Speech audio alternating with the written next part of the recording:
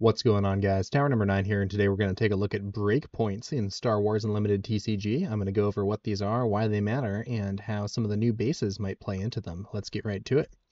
So what are breakpoints? Breakpoints are a concept that can be found across many different games. In brief, a breakpoint is where a small stat change has a big effect. Like where going from 2 to 3 or 3 to 4 or something is really important. So on the left here, I'm showing an infamous card from Netrunner. If you haven't played Netrunner, don't worry about it. Basically, what this card did was it allowed the runner player to break through all code gate defenses that were strength 3 or less. And the existence of this card was interesting because most of the icebreakers cost money to use, but could also pump their strength to deal with bigger targets. This one was totally free, but couldn't increase its strength. So if something was 3 or less strength, Yogg broke it for free, no matter how many subroutines it had. And if it was 4 strength, Yogg couldn't do anything unless you had other cards supporting it. So it created a really weird dynamic where if you were above the 3 strength breakpoint, you were much more resilient against this card than if you were at or below 3 strength. And in this case, it was a huge difference because it was the difference between the opponent getting in for free and the opponent not being able to get in. But these are not the only cases where these things matter. These also exist in other types of games. So in a lot of shooter games, the difference between a gun doing 24 damage and the difference between a gun doing 25 damage is huge. You might say, oh, it's only 1 damage, or look at that and be like, oh, it's only a tiny percentage increase. But if someone has 100 health, doing 25 damage kills them in 4 shots, doing 24 damage kills them in 5 shots. And the number of bullets to kill or whatever is quite discussed in these games and how that plays into different fall-offs and headshot multipliers and stuff like that. But there can be these values where a change that doesn't seem so big in a vacuum has a huge impact because it crosses a breakpoint. And Star Wars Unlimited also has some breakpoints. Let's take a look at them. So yeah, take a look at Takedown here. Defeat a unit with 5 or less remaining HP. So if you have a leader that has 5 HP, it can be defeated by Takedown. And we've seen a bunch of these. Sabine, Ren, Chirrut, and going from 5 to 6 would mean that those effects would no longer defeat your leader in one shot. Similarly, going from 3 to 4 HP is big because there are a lot of starting units that hit for 3, either just because they have 3 power on their card, like Battlefield Marine or Gamorrean Retainer, or because they have the ability to do extra damage somehow. So that, and then we would look at something like Sabine Ran Explosives Artist, where it swings for 2 but can then do +1 with the on attack ability. And if you have a unit with 3 HP, it is potentially going to trade with a starting unit, which isn't great. But if you have a unit with 4 HP, you are in a much better spot because there are basically no starting units that hit for 3, though there is that one grit unit that Young Han can put out there as a 4/1. But in general, going from 3 to 4 HP is big, and that's also why we've seen 3-cost 3/3s not necessarily be as strong. Some of them still get played if they have really good abilities like Fleet Lieutenant, but cards like, I don't know, like Del Meeko, if Del Meeko were a 3/4, crossing that 3 HP breakpoint would be massive for him, and he would see way more play than he does currently. Going from 6 to 7 power is another breakpoint because it allows you to ambush and defeat 7 HP leaders. There are a bunch of 7 HP leaders, including Boba Fett collecting the bounty, probably the most played leader in the game.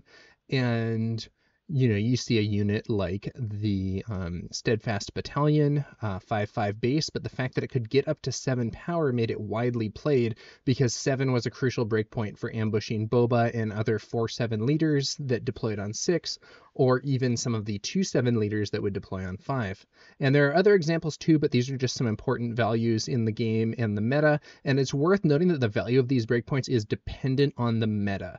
So the 6 to 7 power breakpoint is a result of 7 HP leaders being popular. If nobody ever played 7 HP leaders and everyone played 8 HP leaders, 6 to 7 wouldn't be a big breakpoint, but 7 to 8 would be a big breakpoint. So this stuff is very contingent on the cards that people are actually playing. Threatening leader kills is a really big one.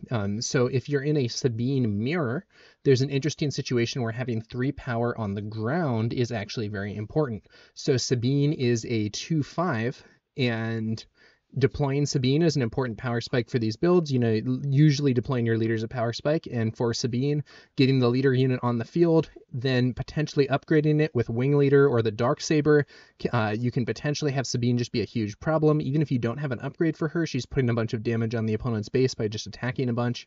And with these upgrades in particular, though, there's a dynamic where sometimes you can take out Sabine before she gets upgraded. So in the Sabine mirror, both players on Sabine, a 3-power ground unit that is ready threatens a kill on Sabine thanks to various buff effects that these decks play. So Heroic Sacrifice is one, Fleet Lieutenant if your unit is a rebel, Hotshot deal 44 blaster if you are playing Sabine yellow, and so on. But a unit with 2 power only threatens to defeat Sabine immediately if you are playing yellow and have Surprise Strike. And Sabine herself is notably 2 power. So let's take a look here at the rare bases that give leader stat buffs. So if you play Pow City in your Sabine deck, your Sabine is now a 2/6, and a bunch of the things that threatened removing Sabine immediately no longer do.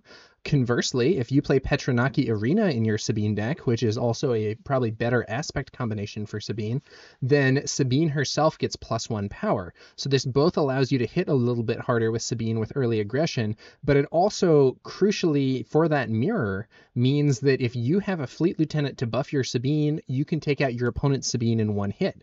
Or if you have a Wing Leader, or if you have a Heroic Sacrifice for your Sabine. There are a bunch of things that now allow your Sabine to defeat the opposing Sabine in one shot because you crossed that breakpoint.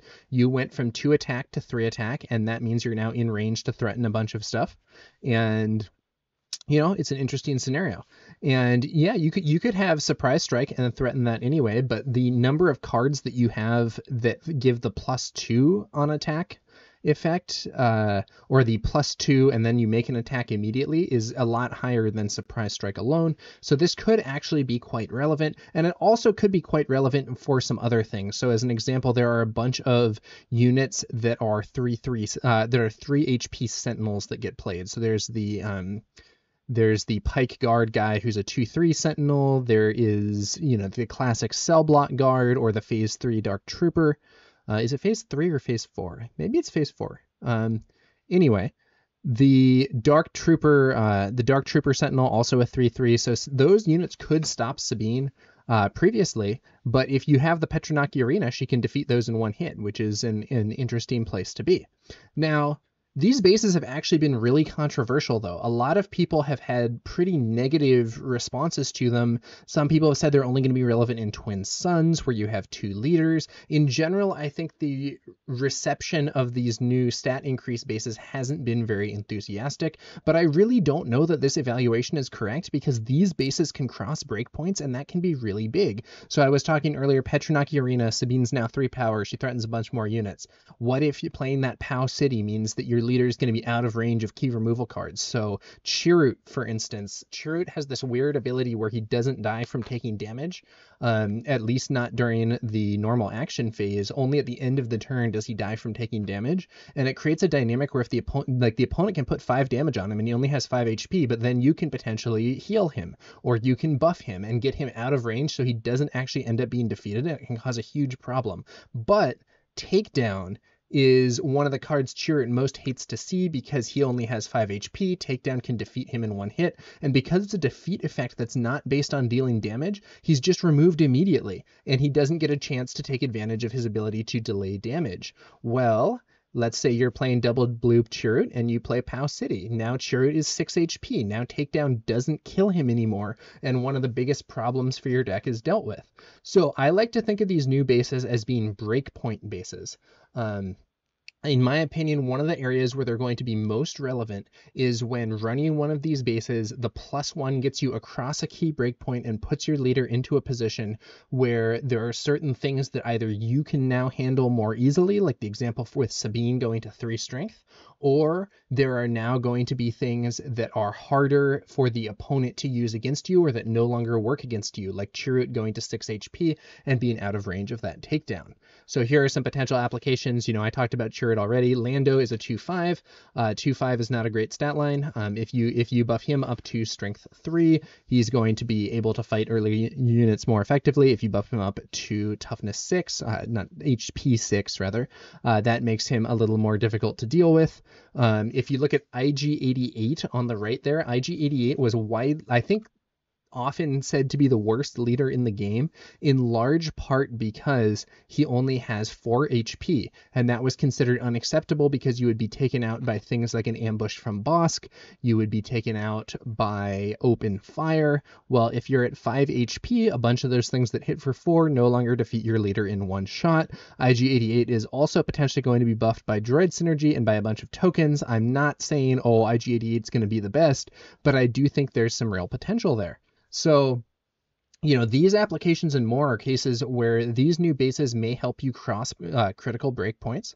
And the question becomes, is this going to be enough? So I honestly don't know. I'm not saying they're going to be amazing, but I don't want to write them off just yet because breakpoints can be very important in these games and adjusting them is major. Yes, it only applies to your leader, but the leader flip can be huge. It's just a really important turn for the game as a whole a lot of the time. And I think there's a lot of testing to be done to see whether or not these new bases can put you into a position where your leader flip is stronger enough to be worth running and losing a few HP on your base or running instead of one of the other bases.